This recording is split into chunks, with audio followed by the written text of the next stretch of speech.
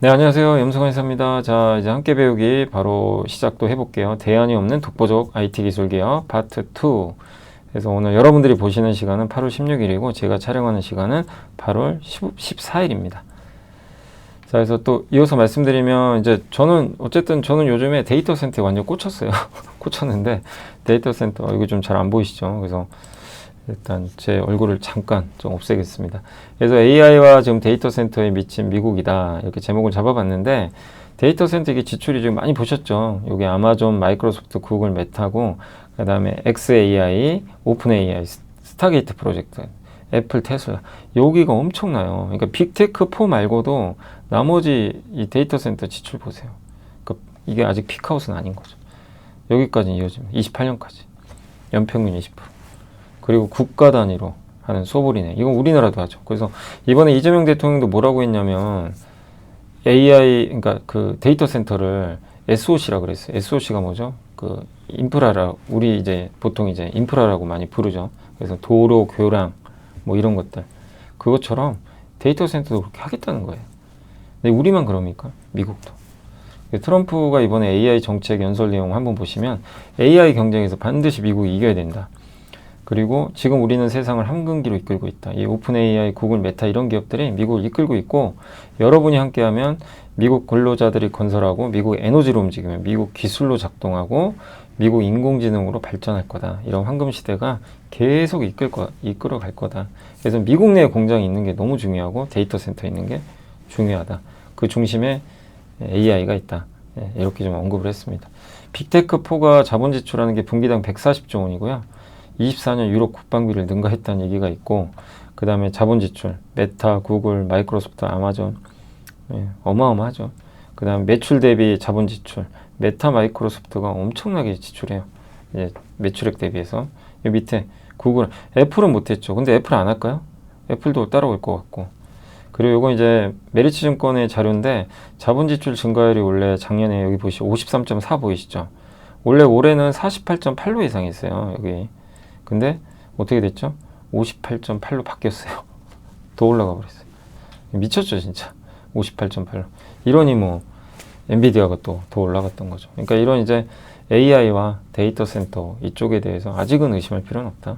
여전히 계속 좀 투자는 이어진다 라는 그런 부분을 염두에 두시면 뭐 좋을 것 같습니다. 자, 이제 다시 제 얼굴을 한번 가져오겠습니다. 자, 그래서 몇몇 기업들만 한번 소개해 드릴게요. 첫 번째가 미코 잘 아시죠? 근데 사실은 미코는 반도체도 있지만 자회사가 좀 짱짱한 게 많아요. 그래서 본딩 장비, 요거 HBM이 들어가죠. 그래서 HBM이 들어가는 이 한미반도체나 하나비전이 하는 장비는 열압착 방식이어가지고 뜨거운 열로 얘를 다리미처럼 붙여요. 칩과 칩을. 그래서 순간적으로 온도 올리죠. 이게 펄스 히터라고 합니다. 이렇게. 그래서 여기 보시면 요게 열이죠. 여기 엄청 뜨거운 열로 숄더블하고 이걸 탁 이게 눌러가지고 압력으로 서로 붙여버리는 거죠. 아까 일부에서 프로텍의 그 레이저 방식과는 좀 다르죠. 그래서 이렇게 온도를 쭉 순간 가열시킵니다. 그랬다가 이제 온도를 천천히 떨어뜨려요. 그래야 이게 붙어요. 온도를 천천히. 그래서 이 펄스 히터 이렇게 좀 나와 있고 요거 이제 만들고 근데 이제 제가 오늘 좀 하고 싶은 얘기는 이제 미코는 자회사가 좀 괜찮아요. 그래서 반도체랑은 관계없지만 현대중공업 파워시스템 요 회사 올해 1분기부터 연결 편입이 됐고 HRSG라고 뭐 정말 많이 설명해 드렸죠. LNG를 가져와서 터빈을 돌려서 이제 전기 만들고 여기서 이제 LNG에서 남는 폐가스가 있어요. 폐가스 좀 환경이 안 좋으니까 일로 보내서 이걸 배열회수 보일러라고 그러죠. HRSG가 요겁니다. 보내서 얘를 다시 가열해요. 그래서 또 터빈을 또 돌려요. 그 열로. 이제 전기를 2번 만듭니다. 그리고 이제 나머지 버리는 거죠. 그리고 스크러버는 이제 이렇게 유해가스 같은 거 없애는 거. 반도체는 아니고 이건 아마 선박에 들어가는 걸로 알고 있습니다. 그래서 이제 요 사업들을 하고 있고 특히 HRSG가 BHI랑 S&T 에너지가 경쟁사인데 시장에서는 이거를 인정을 잘 안 해줘요. 이게 미코의 그 어쨌든 핵심이거든요. 핵심 중에 하나거든요. 현대중공업 파워 시스템에. 그래서 어쨌든 이런 이제 사업을 좀 하고 있기 때문에 요 가치가 좀 인정받기를 기대하고 있고 또 한 가지가 이번에 이제 얼마 전에 플랜텍이라는 회사를 인수했어요. 플랜텍을 제가 한번 서구에는 해드렸는데 포항제철 정비 전문 회사고 플랜트 엔지니어링 사업을 영위하고요. 2015년에 워크아웃 했다가 2020년에 유한코에 인수가 돼서 유한코 지분을 이제 가져온 거죠. 네, 그래서 이제 원래는 포스코 플랜텍인데 이제 그냥 플랜텍 홀딩스가 됐습니다. 여전히 포스코가 지분 갖고 있고 그래서 이런 사업을 해요. 노후화된 철강 고로 개보수, 세아 창원 특수공 압용공장, 제철소, 공항 소화물 처리, 연속식 선박 하역기, 하역기 제조 뭐 이런 것들을 하고 있습니다. 수소 생산, 유통, 활용 등 수소 관련 EPC 사업도 수행하고 있고 포항제철의 그 하이렉스라고요. 수소를 이용해서 환원하는 제철 이것도 건설하고 있고 광양 LNG 터미널 넘버 5 광양 LNG 터미널 어디 많이 들어보시지 않으셨어요? 네, LNG 포스코 인터내셔널 상사 우리 저번에 한번 배웠죠. 거기 넘버 5 이제 증설공사 이런 것도 하고 있습니다. 그러니까 플랜텍은 플랜트 회사예요. 막 이게 뭐 공장도 지어주고 기계 뭐 이게 제철소 뭐 제작할 수 있는 그런 공장도 만들고 공항 컨베이어 벨트 인천공항 수화물 처리 그다음에 연속식 선박 하역기 요겁니다. 배에 실린 석탄 철광석 곡물을 이렇게 보내요. 빠르게 여기 컨베이어 벨트에 딱 여기 실어가지고 이렇게 쭉 보낸 다음에 밑에 컨베이어 벨트 통해서 저장하는 이런 것도 되게 다양하죠. 이런 회사를 그냥 인수를 떡하니 해버린 거예요. 그래서 근데 여기 핵심은 왜 인수했냐면 미코가 연료전지 사업하거든요. 네, 미코가 따로 요새 연료전지 회사들 주가 좋은 거 아시죠? 미국의 블룸에너지, 한국의 두산퓨어셀. 예, 왜 데이터 센터 이게 들어가거든요. 근데 이 회사도 연료전지 사업합니다. 이거 아마 잘 모르신 분들 많으실 거예요. 그래서 자회사 미코파워 설립해서 진출했어요. 그러니까 이 미코가 가려는 방향은 명확해요. 반도체도 하지만 이런 이제 포스코 플랜텍 수소 사업합니다. 수소예요, 수소. 수소 연료전지부터 이제 발전소 뭐 이런 어쨌든 수소 사업을 해요. 수소 생산, 유통, 활용할 수 있는 그 전반적인 건설 사업을 수행해 줘요. 수소를 만들고 유통하고 활용까지 하는 밸류체인을 다 합니다. 그걸 수행하는 회사예요. 이걸 떡하니 인수한 이유가 있는 거죠. 그래서 이게 연료전지가 보통 수소를 쓰니까 본업과의 시너지가 생기는 거죠. 그거 말고도 이게 이런 다양한 사업 통해서도 돈도 잘 벌어요. 연간 292억 법니다. 그리고 현대중공업이 93억. 미코파워가 매출 한 192억 정도 되고 매출액은. 그러니까 반도체 외 사업부 연간 매출이 한 8천억 돼요. 그래서 어쨌든 이제 이 전체 매출 1조 원 정도 되는데 반도체 외 사업부가 거의 8천억이면 80%죠. 그러니까 정말 이제 외연을 잘 확장하고 있는 그런 기업이라고 보시면 좋겠습니다. 그래서 한마디로 연료전지 자체적으로 하는 연료전지 사업, 그 다음에 현대중공업 파워시스템 이용해서 그건 어디죠? LNG 사업. 그 다음에 포스코 플랜텍 이용해서 다양한 건설 사업뿐만 아니라 수소 사업. 이 세 가지를 이제 해서 에너지 또 대표 기업이 되는 그런 상황이고 원래 본업인 또 반도체도 하고 있고 그 여러 가지 사업을 통해서 시너지 효과를 낼 수 있는 그런 기업으로 일단 보시면 좋겠습니다. 그 FST 잘 아시죠? 펠리칼 이것 좀 꼭 성공하길 바라고 지금 이제 거의 안 남았어요. 이제 FST밖에 안 남은 것 같아요. 많은 기업들이 지금 아마 이거 만드는 거 진짜 어렵거든요. 근데 펠리칼이 뭐죠? 마스크 오염을 좀 방지하려고 마스크 위에 이제 얇은 이제 막을 입히는 거거든요. 그래서 포토 마스크에 이게 설계도가 그려져 있어요. 그래서 이 ARF 일반적인 장비 이제 그 ASML에 이제 노광 장비가 빛을 쏩니다. 이걸 보통 DUV라 그러죠. 이게 쏴요. 이렇게 딱 쏴면 이 포토 마스크 통해서 밑으로 딱 통과를 하거든요. 근데 이 투과율이 뭐 90%면 예를 들면 여기는 그냥 90 그대로 통과를 해요. 그냥 일반적으로. 근데 EUV는 이 빛을 쏘잖아요. 얘가 흡수해 버려요. 빛을. 그래서 여기 투과율이 190%면 그래서 원래 흡수하니까 이렇게 안 쏩니다. 이 밑으로 쏘는 게 아니라 저기다 거울 대고요. 그러니까 거울을 만들어 놓고 빛을 쏜 다음에 빼버려요. 이렇게 반사되게. 그래서 손실이 발생해요. 100을 쏘면 여기서 90 투과율이죠. 그럼 한번 손실이 있죠. 여기서 다시 나갈 때 또 손실이 있어요. 빛이 그대로 나가는 게 아니라 81만 나가요. 그래서 여기서는 투과율이 90짜리를 쓰면 펠리클을 90이 그대로 10% 손해만 보는데 얘는 2배 손해 봐요. 그래서 얼마가 되냐면 빚이 19% 손실 봐요. 얘는 10%. 그러니까 81만 나가는 거죠. 그럼 엄청 손실이에요. EUV는 어쩔 수가 없어요. 그래서 이 투과율을 높여야 돼요. 투과율을. 90은 안 돼요. 근데 여기 있죠. 요거 이 일반적인 이 EUV 말고요. 노광 장비의 투과율은 펠리컬 투과율 99 정도 됩니다. 그러니까 그냥 다 통과해요. 근데 여기는 90만 돼도 여전히 높은 거예요. 그래서 지금 이 펠리컬을 FST가 지금 92에서 97로 좀 만들고 있어요. 투과율. 만들긴 했는데 아마 계속 테스트는 하고 있는 것 같아요. 양산성 평가하고 있거든요. 그래서 정말 얇아요. 아까 제가 말씀드린 요 왼쪽에 있는 게 DUV.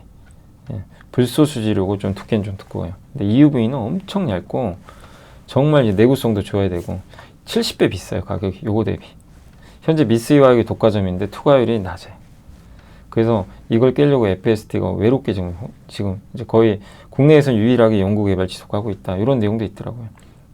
뭐 칠러도 만들기도 하지만 그래서 요게 이제 옛날에 전시회 때 전시했던 그거죠. EUV. 요게 92%짜리 투과율. 요게 최대 97%까지 투과율 나오는 겁니다. 만들긴 했어요. 근데 이제 양산 들어가서 계속 테스트를 해야 되는 거죠. 지식이 복리로 쌓이는 투자 정보, 믿음 가는 투자 정보 파트너 투원투게더 오픈. 투원투게더란 LS증권에서 제공하는 서비스로 투자자들에게 다양한 정보를 빠르고 정확하게 전달하고 모든 투자자의 성공 투자를 함께 하기 위한 투자 정보 콘텐츠 서비스입니다. 투원투게더는 투원 HTS, 투원 MTS, 사용하는 매체 어디에서나 접속이 가능합니다. 투원투게더 어떤 콘텐츠를 제공할까요? 해외 이슈는 미국 시장 마감 시황, 해외 수급, 해외 증시 일정, 해외 뉴스 등 주식시장 흐름 파악을 위한 해외 시황과 이슈들을 알려드립니다. 시장 읽기는 주요 뉴스 요약, 뉴스 해설, 뉴스 연계 종목 등 주요 뉴스에 대한 빠른 요약과 관련 이슈에 대한 정보를 알려드립니다. 종목 톡톡은 수급 특징주에 대한 분석과 투자 아이디어, 실적 속보 등 종목에 대한 다양한 정보를 알려드립니다. 보고서장은 리서치센터에서 발행하는 보고서, 모닝미팅, 공시, 그리고 증권사별 종목에 대한 요약 정보를 알려드립니다. 주식 배우기는 함께 배우기, 투자 상식 등 투자자들이 알아야 할 전문 지식과 투자 칼럼 및 자료에 대한 정보를 알려드립니다. 투원투게더와 함께 성공 투자를 만들어 보세요. 네, 그래서 기존 소재보다 훨씬 정말 어려운 거죠. 근데 이걸 만들어낸다면 기업 가치는 달라지는 거죠. 그래서 이거 아마 이게 되면 삼성 파운드리에도 2나노에도 아마 들어가지 않을까 이렇게 좀 보고 있고, 아무튼 이런 포토 마스크가 요거 펠리클은 반드시 필요합니다. 이 마스크에 오염물질 생기면 안 돼요. 그래서 그걸 막아줘야 돼요. 그래서 이제 펠리클을 딱 씌우는 건데, 대신에 펠리클이 씌워지면 투과율이 낮으면 빚이 제대로 안 들어가니까 단점이 있어서 최대한 투과율을 올려야 된다. 이런 좀 내용입니다. 그래서 오랜만에 우리 이제 반도체 이렇게 보니까 좀 어려우시죠. 예, 저도 이제 옛날 기억 막 더듬어가면서 하다 보니까 좀 쉽진 않은데 그래도 해야죠 뭐. 예, 이렇게 한번 말씀드리고 또 극저온 칠러 기억나시죠? 칠러도 해요. 아까 일부 시간에 말씀드린 대로 이제 온도를 낮춰주는 건데 극저온 영하 70도 이거는 뭐 차원이 다른 겁니다. 근데 도쿄 일렉트론이 이거 낸드 이렇게 구멍을 딱 뚫죠. 예, 이렇게 뚫고 이렇게 들어가는데 이 낸드 적중 단수가 점점 올라가니까 이걸 깎고, 그러니까 뭐냐면 우리가 이 엘리베이터를 만드는데 이 100층까지 만든다고 생각해 보세요. 그러면 일직선으로 뚫긴 좋아요. 근데 갑자기 이게 400층이 돼요. 그럼 한 번에 이렇게 삐뚤삐뚤 않고요. 쭉 이렇게 식각을 구멍을 뚫어야 돼요. 이 건물 안에 구멍을. 400층짜리. 여러분 같으면 그거 뚫기 쉽습니까? 일렬로 그냥 어떤 오류도 없이. 어려워요. 근데 그래서 극저온을 하는 거예요. 영하 70도에서 하면 일직선으로 그냥 깔끔하게 식각을 할 수가 있대요. 구멍을 뚫을 수가 있다고 합니다. 그리고 엄청 빠른 속도로. 그래서 이 극저온 식각 장비를 도쿄 일렉트론이 만든 겁니다. 근데 극저온은 뭐죠? 이름 그대로 온도를 극저온으로 만들어줘야 돼요. 그래서 칠러가 필요한 거예요.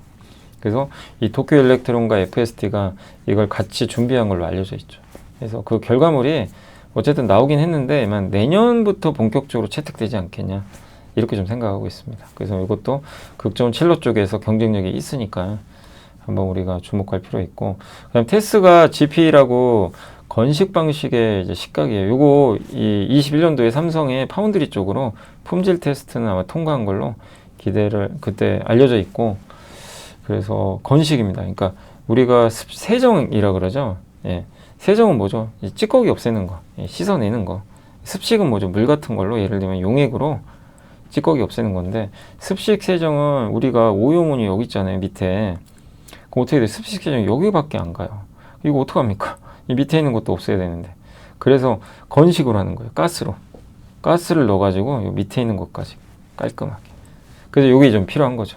요런 이제 장비를 또 만드는 회사 중에 하나가 테스다. 요건 이제 파운드리 쪽에 또 적용될 걸로 좀 기대를 하고 있습니다. 그래서 테스도 이번에 뭐 실적도 좋았지만 요런 좀 내용도 있다는 것도 한번 이제 고민해 보시면 좋을 것 같고, 그 다음에 이제 반도체는 다 끝났고, 이제 한 가지만 더 말씀드리고 싶은 게 이제 디스플레이 쪽 한번 언급을 드릴게요. BOE 나가. 이건 뭐죠? 중국의 BOE가 패널 수입 금지를 이제 촉구하고 있다. 뭐 이런 내용인데, 그러니까 미국에서 작년 11월에 뭐가 나왔냐면 미국 하원에 중국 공산당 특별위원회가 중국 패널 규제 이 얘기했고요. 작년 제가 한번 알려드렸어요. 아마 지금 아무도 기억 못 하실 겁니다. 네, 제가 자료 찾아보니까 있더라고요. 그래서 그때 뉴스가 있었고, 한마디로 BOE 거 쓰지 마라, 디스플레이. 예, 그래서 이거 해야 되는데, 근데 삼성이 뭐를 했죠? 삼성이 미국의 무역위원회에 제소를 했어요. 중국 BOE OLED가 우리 거 복제했다. 예, 불법이다. 특허 침해했다. 했는데 드디어 예비 판결이 나왔어요. 미국 ITC는 중국 BOE OLED 패널의 미국 수입을 15년간 금지시켰습니다. 예비 판결 11월에 최종 판결 나와요. 근데 아쉬운 건 완제품은 아니에요. 그러니까 만약에 중국에서 아이폰에 BOE 제품이 탑재된 디스플레이가 들어간 아이폰 있죠. 그 아이폰이 미국으로 수입이 돼요. 그거는 해당 사항 없어요. 규제가 안 들어갑니다. 근데 중국 BOE가 그 패널 있죠. 디스플레이만. 디스플레이 요거 있죠. 요것만 떼서 그냥 미국으로 보냈어요. 그거는 금지. 근데 아이폰으로 완제품이 돼서 들어가는 건 그것까진 막진 않는데요. 근데 그래도 이제 아무래도 이런 이제 규제가 시작이 되면 애플 입장에서는 BOE 거 쓰기 부담스럽거든요. 그리고 미국에서 BOE 그 디스플레이 쓰는 회사가 많아요. HP, 델, 노트북 같은 데 있죠. 예. 뭐 모니터나. 근데 그거를 수입해다 쓰거든요. 이제 조립을 하는데 그러면 이제 저거 수입 금지 당하니까. 그러니까 삼성이나 LG 입장에선 수혜죠, 분명히. 그래서 애플 아이폰 OLED 공급 비중에 삼성 비중이 제일 높고, BOE랑 이제 LG 디스플레이가 이렇게 양분하는데 요 점유율은 떨어질 수밖에 없어요. 그래서 LG도 좀 반사이가 얻을 것 같고, 그래서 요런 이제 밸류체인. 근데 이 중에선 저는 기술적으로는 역시 덕산 네오룩스를 좀 괜찮게 보고 있고, 덕산 네오룩스의 핵심은 블랙 PDL 아시죠? 요게 이제 폴더블 폰에 적용되는데, 이게 보통 평광판을 이렇게 입혀요. 이게 삼성, 요게 OLED 밑에 있죠. 그다음 폴라라이저가 평광판. 이게 이제 울트라 씬 글래스입니다. 이렇게 3중으로 돼 있어요. 예. 근데 폴더블 폰 이렇게 접었다 폈다 하죠. 이거 하면요, 이거 평광판이 너덜너덜해져요. 엄청 주름 가요, 나중에. 그래서 애플은 이게 싫은 거예요. 이거 빼라. 그래서 나온 게 저 평광판을 없애고 대신에 컬러 필터를 위에다 입힌 거예요. 예. 그래서 빨강색, 녹색, 파란색 요 세 개를 딱 입힌 거. 요게 이제 바로 컬러 필터. 평광판 제거하면서 이제 여기다가 요 컬러 필터 넣은 건데, 두께 보이세요? 이게 50 마이크로미터죠. 평광판이. 얘는 5 마이크로. 10분의 1밖에 안 돼요. 훨씬 좋아요. 애플 입장에서도 얇다. 대신에 여기에는 반드시 블랙 PDL이 들어가야 됩니다. 요게 들어가줘야 돼요. 예, PDL이 들어가줘야 돼요. 그냥 일반 PDL 말고 블랙 PDL이 반드시 들어가야 됩니다. 왜냐하면 이 외부에서 빛이 들어오는 걸 얘가 블랙 PDL이 그냥 다 흡수해버려요. 그래서 평광판이 하는 역할은 외부에서 빛이 들어오잖아요. 그걸 막아줘요, 사실은. 그래서 이걸 여기다 놓는 거거든요. 근데 얘는 평광판을 빛이 이렇게 들어오면 이 빛을 막아주잖아요. 그러니까 빛 흡수가 잘 안 되니까 50%가 감소하거든요, 빛이. 그러면 이 발광을 해야 돼요, 빛을. 그때 전력 소모가 굉장히 높아요. 그래서 수명도 빨리 달아요. 근데 블랙 PDL은 얘를 흡수해버려요, 그냥. 예, 그래서 전력 소모도 적게 들고 두께도 줄고. 갤럭시에 이미 적용되어 있는데 애플 폴더블 폰에 내년에 채택이 됩니다. 근데 이게 여기만 쓰이겠어요. 이제 일반 아이폰에도 들어갈 거예요. 그래서 요 레드, 그린, 블루 여기 있잖아요. 각각 색상. 얘 서로 간섭하지 말라는 게 PDL이에요. 이렇게 막아주는 거. 거기에 블랙을 넣으면 빛을 흡수해 버립니다. 폴더블 폰에 아주 필수적인 소재고, 이걸 전 세계에서 거의 유일하게 만들어요. 일본 기업이 있는데 경쟁이 안 됩니다. 아직까지. 그래서 덕산 네오룩스가 이런 사업을 하고 있고, 또 모멘텀 부자인 게, 원래 덕산 네오룩스 하는 게 여기 요런 데 소재 있죠. 요런 여기 다 들어가는 요 소재도 만들고, 근데 자회사도 있어요. 아까 미코랑 그림이 비슷하죠. 자회사 현대중공업 터보 기계를 인수한 거예요. 뭐하냐? 극저온 펌프 LNG 운반선에 쓰는 거. LNG. 예. 그리고 ECAC 원전형 공기 압축기, 원전형 벽피. 그래서 원전 LNG에 속해 있어요. 요 회사가. 단기 순이익도 한 200억 예상합니다. 알짜 회사 인수한 거예요. 근데 이거 한번 기억나세요? 갑자기 이 회사 상장시켜야 한다고 그래서 난리가 났죠. 상장하면 안 됩니다. 이것도 주가 빠져요, 그러면. 아무튼 덕산 네오룩스 뭐 PER도 과거 대비하기 훨씬 낮고, 이런 모멘텀도 굉장히 많고, 자회사도 있고, 그 다음에 IT OLED 출하량. 앞으로 IT 이제 OLED 사용, 이게 출하량이에요. 점점 늘어나죠. 여기 노트북 들어가죠. 스마트폰 뿐만 아니라 뭐 자동차도 들어갈 거고, 모든 LCD가 이제 OLED로 바뀌겠죠. 그리고 내년 하반기에는 이제 아이패드 미니, 맥북 프로, 이 OLED. 그러면 여기에 또 이 덕산 네오룩스의 블랙 PDL도 들어갈 거고, 또 폴더블 아이폰 이제 드디어 나오고, 여러 이제 스케줄도 보면 점점 좋아지는, 그러니까 내년이 더 기대, 내년 하반기가 진짜 기대가 많이 되는 그런 좀 상황인 것 같습니다. 자, 그래서 한번 이렇게 이제 덕산 네오룩스까지 한번 이제 그 좀 소개를 해드렸습니다. 그래서 이게 좀 기술 기업이다 보니까 여러분들이 좀 공부하시기는, 제 얼굴 잠깐 좀 없앨까요? 네. 그래야 좀 보이시죠, 다. 네. 혹시 뭐. 그래서 어쨌든 이제 이 덕산 네오룩스 뿐만 아니라 많은 기술 기업들이 어려워요. 용어도 어렵고 이거 해석하는 거 쉽지 않지만, 예, 어쨌든 한번 이런 내용들을 좀 알아두시고, 거기서 진짜 경쟁력 있는 기업이 뭔지도 여러분들이 한번 더 고민을 해보시면 또 좋을 것 같습니다. 자, 그래서 어떻게 보면 좀 약간 이제 연휴 특집으로 이제 1, 2부에 걸쳐서 좀 오랜만에 기술 기업들 좀 분석을 해드렸고, 한번 이런 이제 아이디어를 참고로 해서 모든 거는 여러분이 마무리해서 공부를 끝내셔야 됩니다. 예, 여기서 어느 게 좋을지는 뭐 그건 알 수는 없고, 직접 한번 잘 고민을 해보시면 또 좋을 것 같습니다. 자, 저는 또 다음에 그 다른 또 함께 배우기 주제로 찾아뵙도록 하겠습니다. 자, 오늘 고생들 하셨고요. 예, 남은 연휴 잘 보내시면 좋겠습니다. 감사합니다.